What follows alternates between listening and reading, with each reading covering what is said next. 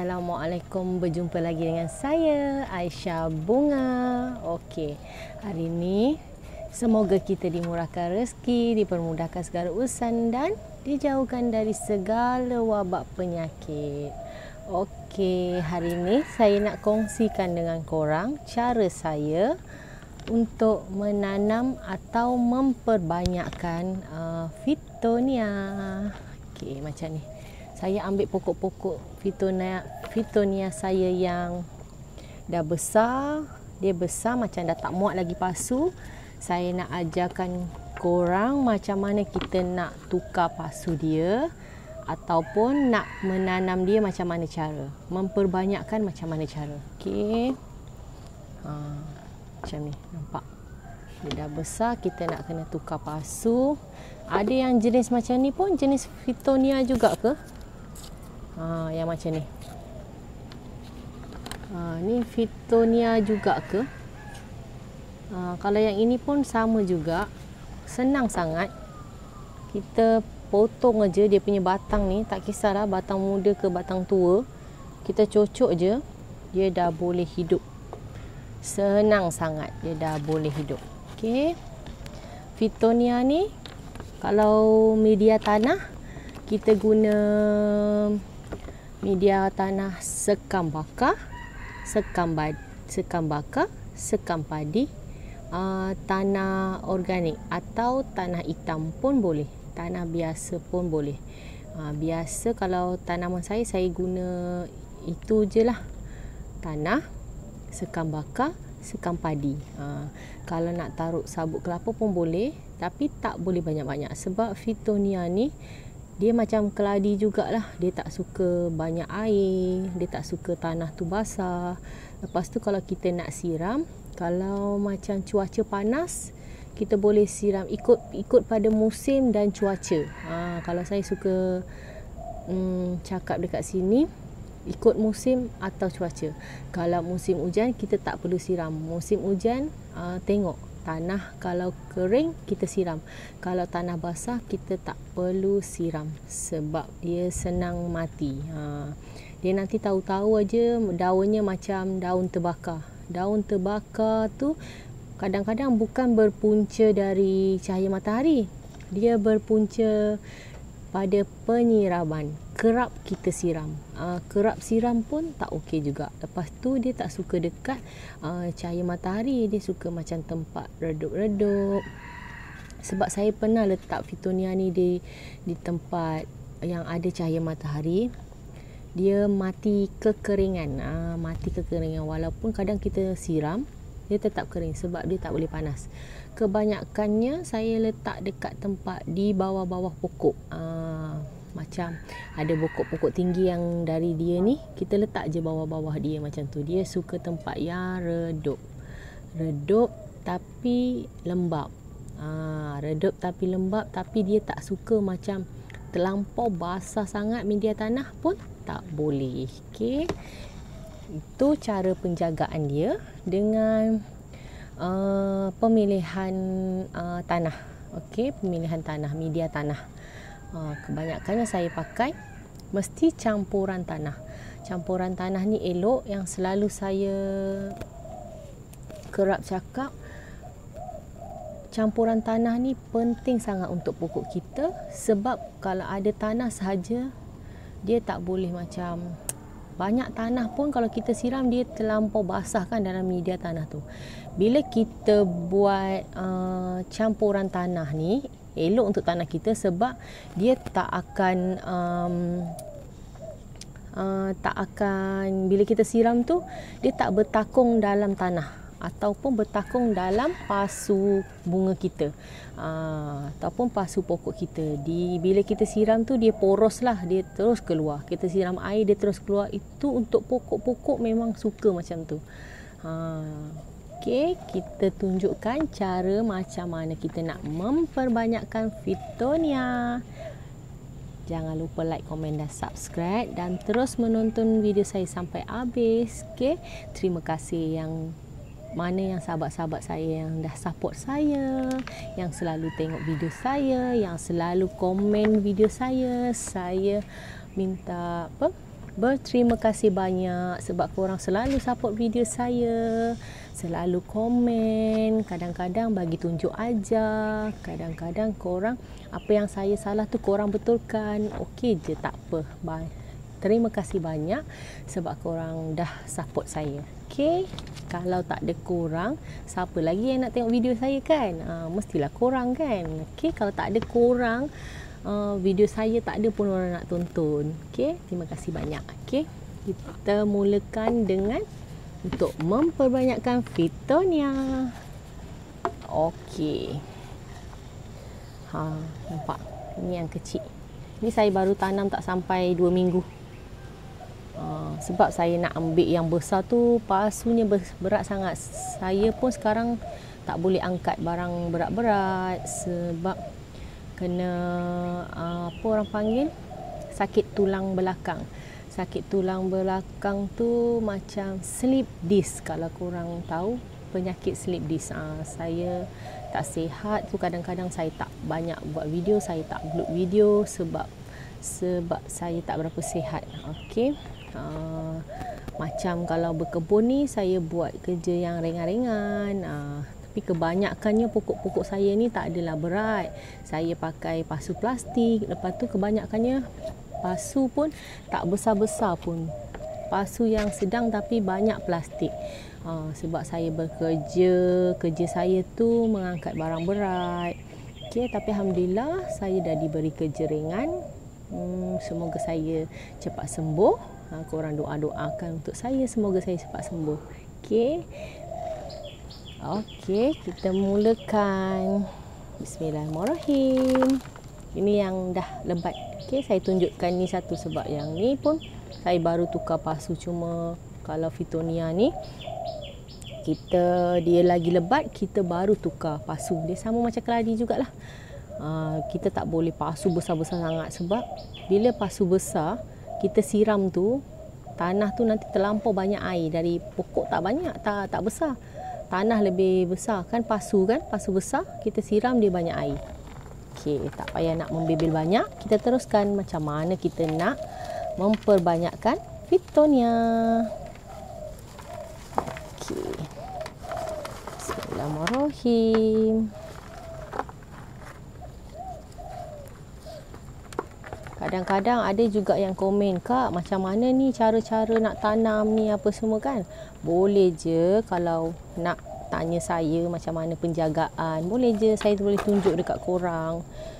Saya boleh ajar kat korang kalau saya tahu macam mana penjagaan pokok tu. Okey. Kalau kita nak tukar tanah yang lama ni kita buang. Tanah yang lama ni kita buang. Okey. Sekejap ya korang. Saya nak pergi buang tanah dulu.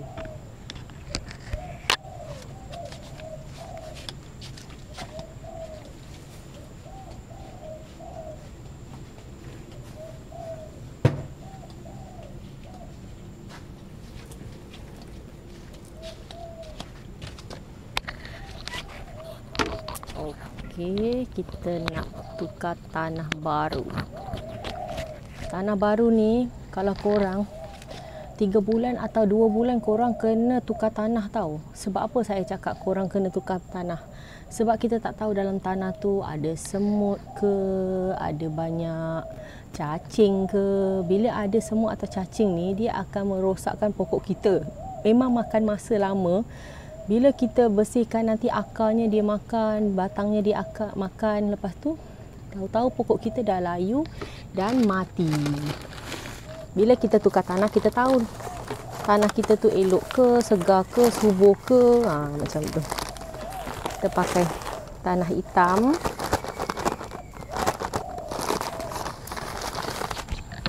Tanah hitam. Saya punya sekam bakar dah habis. Saya pakai sekam padi. Kalau macam saya dah tahu agak lah, tangan saya dah tahu agak. Tapi kalau korang tak pandai, tanah satu, sekam padi separuh, ikut pasu yang korang pakai tu. Lepas tu sabut kelapa just sikit je, segaul macam tu je. Okey. Saya pakai tanah hitam dengan tanah organik. Nampak? Tanah hitam dengan tanah organik. Okey, korang dah keluarkan dari pasu, nampak? Daunnya dah besar. Lepas tu dia dalam tu merimbun kan, dia merimbun macam ni. Kita asingkan pasu, nanti dia boleh lagi banyak. Okey. Nampak akar dia panjang-panjang macam ni. Okey. Ni Petunia ni satu ya, kalau batang dia ni kita lekatkan kat tanah, dia dah boleh hidup dah. Kadang kita letak macam tu je dah boleh hidup, senang. Okey, kita baru tanam, kita kena letak dekat pasu-pasu yang kecil comel macam ni. Okey, kalau korang nak letak dekat pasu sedang yang tadi macam ni pun boleh.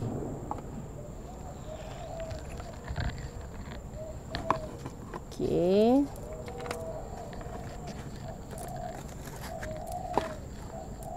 Kita memperbanyakkan, kan tadi kan dia rimbun kan, satu pasu kan. Okey, kita asingkan macam ni dah boleh dapat 4 pasu dah. 1 pasu, 2 pasu, 3 pasu, 4 pasu. Okey. Kita dah boleh memperbanyakkan dia. Okey. Kita nak cari pasu. Cari pasu yang dah tak pakai.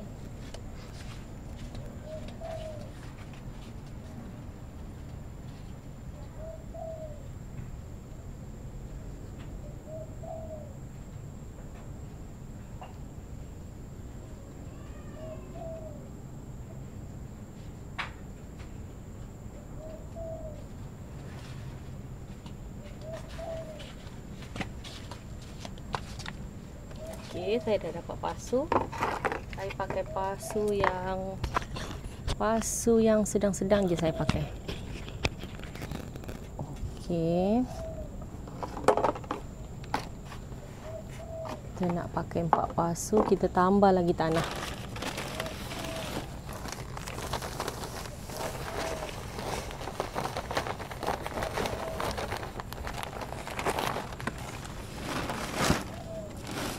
Sebab selama ni saya kerja, tak sempat buat video. Ni tengah PKP, duduk rumah. Jadi, tak ada apa nak dibuat, bosan. Kita buatlah video untuk korang. Okey.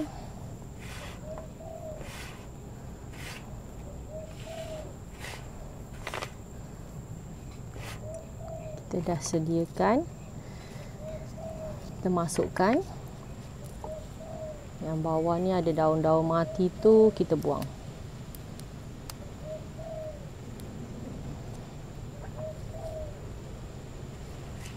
Masukkan tanah. Lepas tu kita buat lubang. Lubang bagi dia punya batang ni duduk dekat dalam.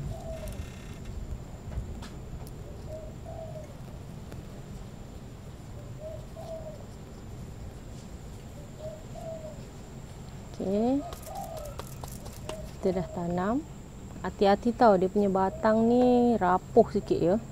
Mudah patah. Kalau macam ni patah, boleh je kita cocok je. Kita cocok je balik dekat tanah, dia boleh hidup. Senang je kalau Petunia ni. Lepas tu korang kena jaga air dia, sebab dia tak boleh banyak air. Kalau tak boleh banyak air, nanti dia senang busuk sangat. Senang busuk. Lepas tu nanti dia tak akan membesar. Dia macam tu aja. Petunia ni satu kena jaga air.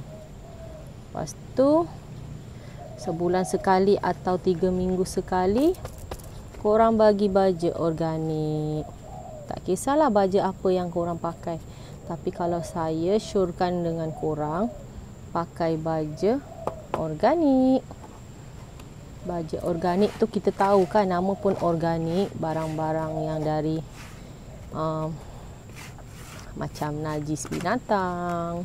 Lepas tu dari barang-barang yang kita barang-barang makan semua kadang kita buang jadi organik pun elok. Kalau baja macam baja apa yang panas-panas tu kan korang. Macam baja bahan kimia. Susah sangat nak sebut bahan kimia. Baja dari bahan kimia ni tak elok dekat pokok. Kalau nak tahu baja tu ada bahan kimia ke tak, bila kita guna baja tu, daun dia akan terbakar. Bila daun akan terbakar, pokok akan layu. Bermaksud baja tu ada bahan kimia. Kalau baja organik, dia tak akan buat daun terbakar atau pokoknya mati. Tak akan. Bertahun-tahun saya pakai baja organik, tak pernah ada kes daunnya terbakar dengan pokoknya mati, tak pernah lagi. Okey, nampak. Lagi satu yang terakhir. Tengok, kita dah boleh dapat 4 pasu dah. Kita letak je penuh-penuh. Jangan terlampau tekan-tekan tau korang. Kalau tekan tu dia terlampau padat sangat tanah. Tanah terlampau padat. Bila padat sangat, bila korang suka tekan-tekan tanah, kalau saya tak suka tekan-tekan tanah, saya letak-letak, lepas tu saya ketuk-ketuk. Bila korang terlampau tekan tanah, bila siram, air tu bertagung dekat atas. Bila air tu bertagung ke atas, tu yang boleh buat busuk akar pokok-pokok korang akan mati. Tak semestinya kena cahaya matahari dia terbakar. Terlebih air pun boleh terbakar. Dia bahagian, kalau nak tahu terlebih air terbakar tu, dia keliling-keliling dekat daun tu, dia terbakar. Tu lebih air. Okey, dah macam ni, kita bagi lubang je. Maaflah korang semua, saya suka, memang ramai juga yang nasihatkan saya suruh pakai sarung tangan. Tapi saya lebih suka pakai tangan.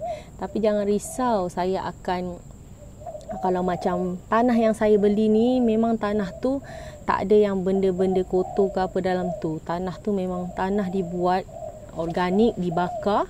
Tanah tu elok. Lepas tu tak akan ada macam kotoran-kotoran. Memanglah tanah tu kotor, tapi macam apa orang panggil, macam ada tulang ikan ke, kadang-kadang ada ulat ke. Sebab tanah ni dia memang, sebelum dia masukkan dalam plastik, dia akan tapis. Dia akan tengok dalam tanah tu ada apa. Kira tanah tu bersih dari benda-benda tajam lah. Kita tak tahu dalam tanah tu ada benda tajam kan. Okey. Kadang ada juga orang komen kat saya, pakailah sarung tangan. Tapi saya dah biasa tak pakai sarung tangan. Bila saya pakai sarung tangan, saya tak tahu saya pegang pokok tu terkasar ke, terpatah ke, saya tak boleh dapat tahu. Bila saya pakai tangan saya sendiri, saya akan rasa tanah atau pokok tu macam mana keadaan dia. Kalau pakai sarung tangan, kita tak boleh rasa kita terkasar ke dengan pokok tu. Saya memang dah bertahun-tahun dari dulu suka pakai tangan, tak suka pakai sarung tangan. Okey, kita masukkan aja. Okey. Tapi Fittonia ni, bagi saya ni senanglah jaga. Yang penting air jangan terlampau banyak. Kadang saya pun jarang-jarang juga siram ni pokok Fittonia ni. Tapi kalau keladi saya kerap siram. Sebab keladi ni dia memang tak suka becek, tak suka basah, tapi dia nak sentiasa ada air. Okey, yang penting yang belakang ni, daun yang belakang ni ada batang ni, kita kena letak tindih dekat tanah. Bila kita tindih kat tanah, nanti dia akan hidup daun baru. Macam ni contoh, ada daun-daun kecil. Dia dekat sini dah batang-batangnya ada daun kecil. Okey. Dah siap memperbanyakkan Fittonia. Nampak?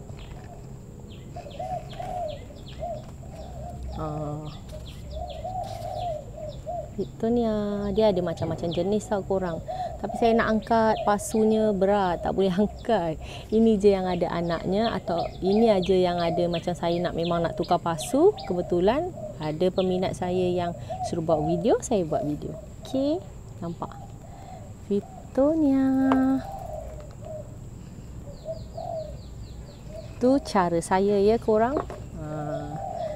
Terima kasih sudah menonton video saya. Jangan lupa like, komen dan subscribe Aisyah Bunga.